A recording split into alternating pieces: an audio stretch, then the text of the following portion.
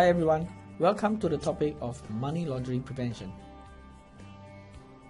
In this lesson, please refer to the two additional materials as well, the study notes as well as the mind map.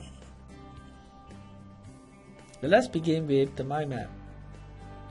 The topic is organized in 4 sections. What is money laundering? What is terrorist financing? How money laundering can be deterred, that is, the punishment under the law. How money laundering can be prevented, that is, to identify and rectify before it can actually happen. Well, money laundering refers to the process of changing the identity of illegally obtained money so it appears to have originated from a legitimate source. It generally executes in 3 stages. First, the placement stage, followed by the layering stage, and followed by the integration stage. The first stage is called placement. It means placing dirty money into the financial system. That is where ill-gotten money first enters the financial system. The second stage is called layering. It means creating transaction layers to hide the trail to its source or origin. This is the main laundering process, which a lot of people would call it as the washing process. The third and the last stage is integration. This is the final product of money laundering, where ill-gotten money has turned legitimate.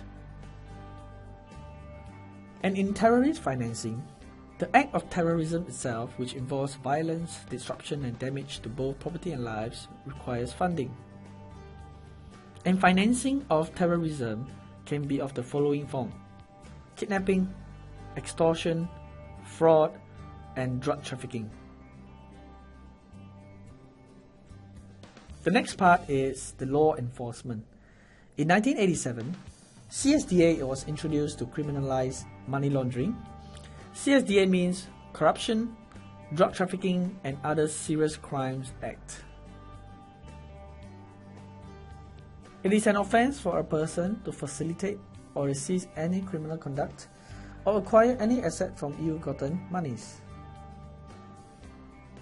Money laundering offences for individuals can include fine of less than or equal to 500k, an imprisonment of less than 7 years, or both. Money laundering offences for corporations will include fine of less than or equal to $1 million. It is an offence for not disclosing suspicious transaction that is related to a criminal conduct, and this can lead to a fine of less than or equal to 20k. It is offence to tip off or make disclosure which is likely to prejudice any investigation. This will attract fine of less than 30k and an imprisonment of less than 3 years, or both.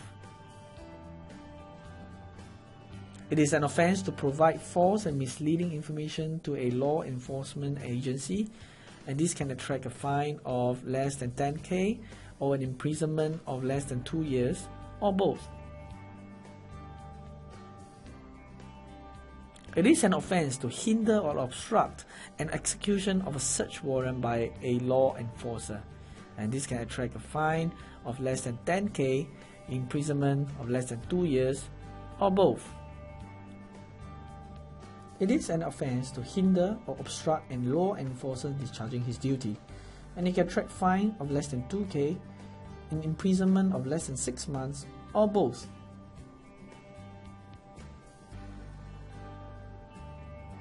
The last part is preventive measures. There are 4 basic principles and policies to combat money laundering. The first principle is Know Your Customer, or KYC in short. The objective is to be well aware of the genuineness of the customers and their intentions. The second principle is conforming to laws and the highest ethical standards. By following this principle, wrongdoings can be avoided and high ethical standards can be upheld. The third principle is cooperating with law enforcement agency. In this way, criminals are less likely to walk away scot-free, and we create a strong, lawful society. The fourth principle is having trained staff. This elevates the level of partnership between the staff and the law enforcers to effectively stem out money laundering. Now, preventing money laundering is the most effective at the placement stage. The other stages are designed to increase the difficulty to spot money laundering activities. Customer identification is an important measure aimed at spotting money laundering at the placement stage. KYC ensures the legality and the identity of your customers.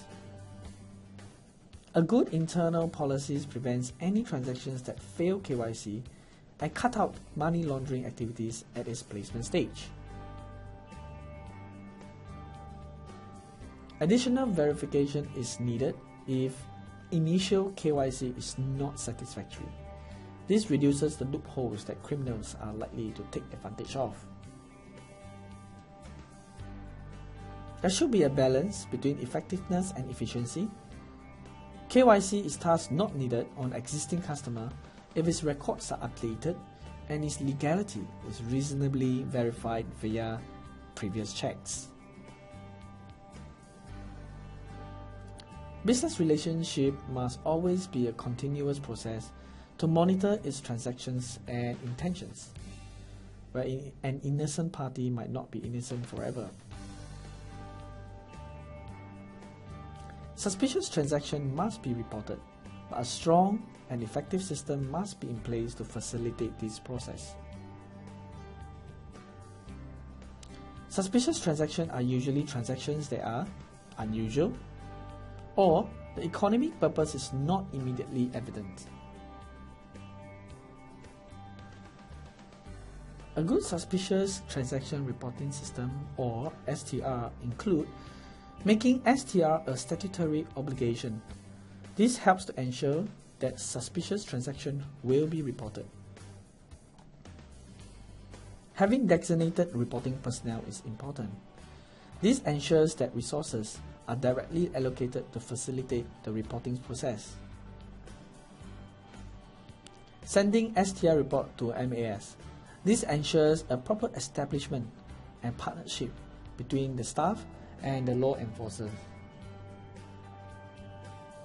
For money laundering prevention, the following must be effectively exist in an FI or bank, a money laundering unit, a compliance unit, an ongoing audit, as well as general training for the staff. MAS guidelines on money laundering prevention relies on KYC checks and record keeping. KYC requirements focuses on personal customers, both face-to-face as well as non-face-to-face customers. KYC requirements also focuses on corporates and business customers. It also focuses on clubs, societies, and charities, as well as shell companies. We have to be very cautious about shell companies as it does not have any business substance. Record keeping guidelines stipulates that we should fully meet legislation requirements. Records must be available for reconstruction of transactions and responding to authority effectively. CDSA requires account opening documents to be kept 6 years or more after closing of the account. CDSA requires transaction documents to be kept for 6 years or more after the date of transactions.